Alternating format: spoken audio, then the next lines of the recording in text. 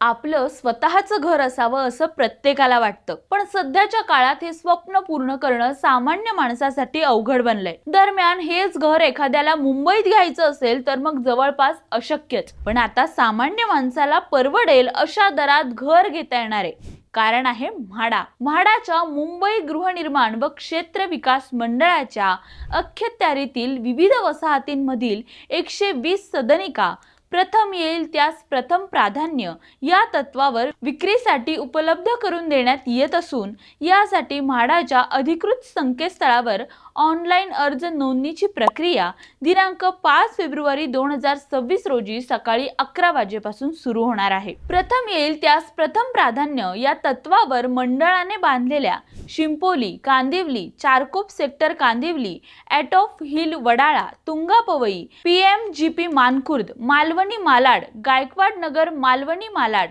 या भागातील 84 सदनिका तसेच विकास नियंत्रण नियमावली 3357 अंतर्गत मंडळाला प्राप्त झालेल्या घाटकोपर पूर्व, कन्नमवार नगर विक्रोळी, ॲटॉफ हिल, भायखळा ताडदेव, लोअर परळ, सायन, JVPD अंधेरी पश्चिम या भागातील 36 सदनिका विक्रीसाठी उपलब्ध आहेत.